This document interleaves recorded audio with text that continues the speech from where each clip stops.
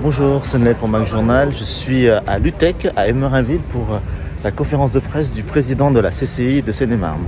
Pour accompagner les commerçants victimes des émeutes, qu'est-ce que vous avez mis en place? Alors on a mis 2 cellules de crise, une cellule au nord avec, je vous ai donné les noms, et une cellule au sud, à Damary-les-Lys.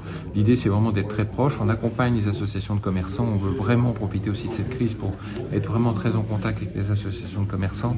Donc on a différentes réunions qui sont prévues pour les accompagner dans toutes leurs procédures administratives, pour essayer aussi d'activer les fonds qui sont mis en place à la fois par l'État, par la région et aussi par nous, par certains, soit des prises en charge pour les aides aux assurances, et voilà, les accompagner dans leur, à la fois dans la convivialité entre eux, parce qu'une crise c'est toujours mieux qu'on se regroupe pour le vivre ensemble, et puis avoir aussi des nouvelles idées de commerce.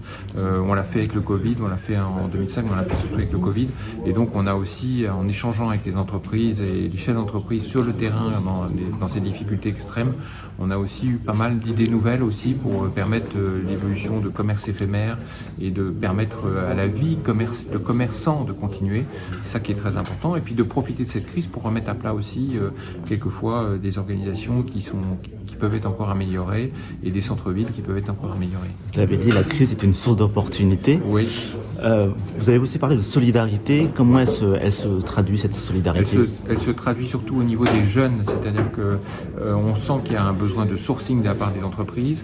Nous sommes une équipe d'entrepreneurs à la tête de la Chambre, avec aussi des équipes très compétentes, et donc nous avons lancé à la fois l'expérience étincelle l'année dernière sur Fontainebleau pour les hôteliers de Barbizon, mais nous souhaitons vraiment utiliser l'UTEC en termes de sourcing pour accueillir des jeunes qui ne sont pas forcément avec un très beau profil scolaire, mais qui ont au travers de l'apprentissage la capacité d'aller vers des nouveaux métiers, de les former à des nouvelles ouvertures et à les permettre de travailler en entreprise très rapidement. Voilà. Donc la solidarité, elle se fait à la fois vis-à-vis des entreprises par la formation, mais aussi vis-à-vis des jeunes par le fait de les prendre en main, de les prendre en charge et de leur permettre de trouver un nouveau métier, un nouveau sourcing. C'est un des exemples.